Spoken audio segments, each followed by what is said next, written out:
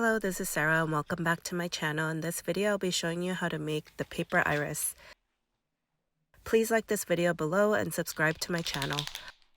All the materials will be linked below along with the template for Cricut, Silhouette, or other cutting machines, and for hand cutting for those that don't have a cutting machine. Start with the third pattern and use this white paint marker and draw a line about halfway into the petal, and color around the sides, and do this to all three of the petals. You don't want the sides to look perfect or even. I like the edges having the uneven stroke lines.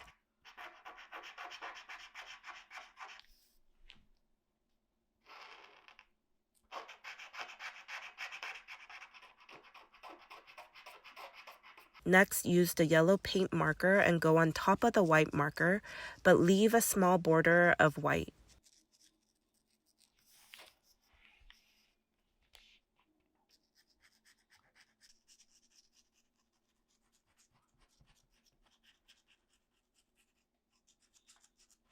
Then leave that to the side for it to dry.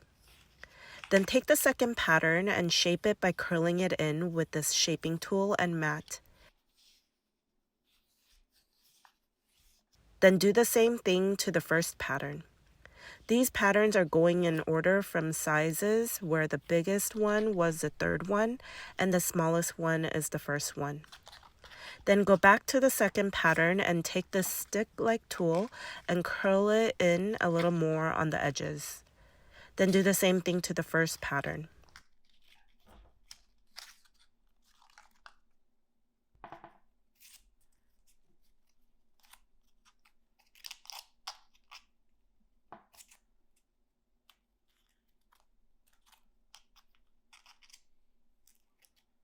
Then glue the first pattern into the second one and crisscross the layers. Then you can force all the petals to go up and make it look more closed up.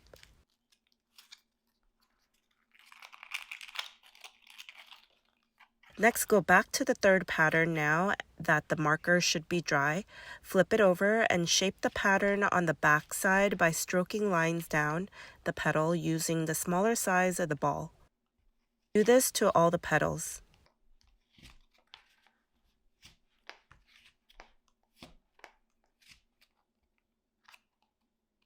Next, glue one of the sides from the round end and overlap the other round end on top. And it should help bring up the petals and make sure to overlap enough so that the three petals go evenly around the circle. Then poke a hole in the center and gently curl back the petals more. Don't reshape all the way to the end of the petal, just round the middle area of the petal so that it doesn't smooth out to the end. The tips of the petals should look kind of messy and ruffly. Then grab a floral wire and loop the end and bring the loop down so it is perpendicular to the rest of the wire. Then poke the wire through and add glue to the looped end. Then connect the wire onto the third pattern. Then add the first two patterns that are already glued together and crisscross that onto the third pattern. I like to force up the first two layers and force down the third layer.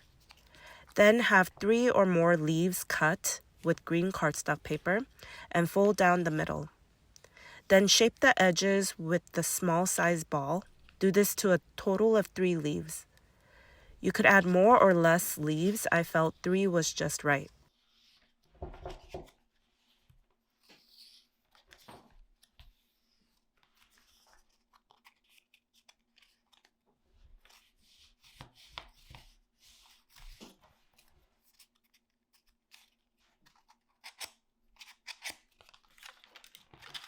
The next one is optional. I wanted to make a bud on the side. I take just the second pattern, the one in the middle, and shape it with a small size ball. Then poke a hole in the center and add a slightly thinner floral wire and glue that on. Then I force down the petals to meet and gather. I also crease down the bottom to help force it up. Then I take floral tape and wrap it around about a 1/4 way into the petal and go down the flower, then to the floral wire. Then try to make the petals face in on the tips.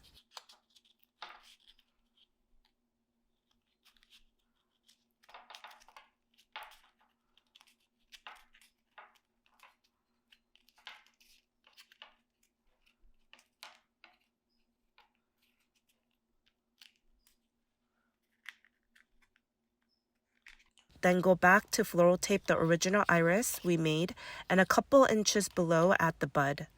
Then go down an inch or so and start adding the leaves. I like to add 2 across from each other first, and the leaves should meet right below the flower. And I like to force those leaves to be close and closed up to the stem. Then go down a couple more inches and add the 3rd leaf by itself. And this leaf should be slightly curled out on the tips.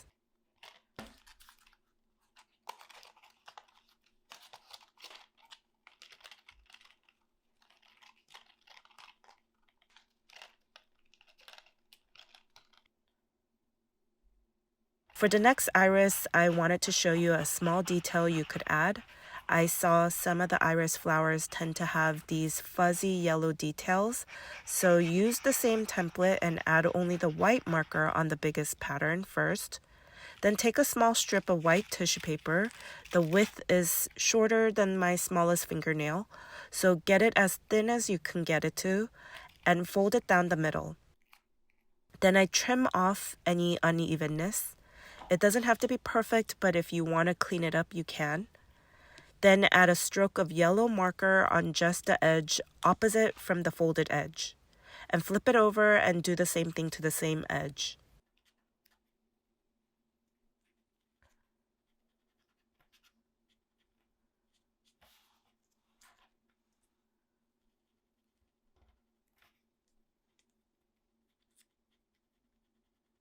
Then I like to fold it in 3 increments. I don't quite fold it down the middle. I leave about a 1/4 inch or less. Then I fold that and do the same, leaving small bits of each fold. Then I try to cut very fine fringes on the yellow side.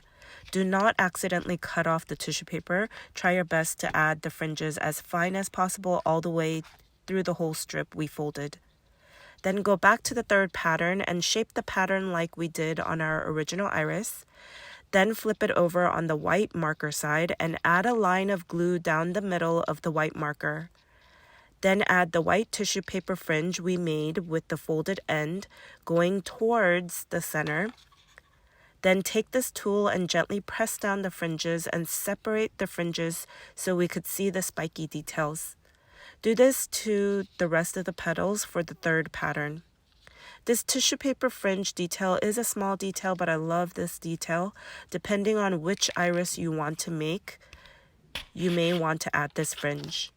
This traditional purple iris usually don't have this look, so look up different iris variations and try different colors and add the fringe detail when necessary. The next steps will be the same as the original iris, and you can watch to the end to see the order that I made for my customer after I wrapped it up.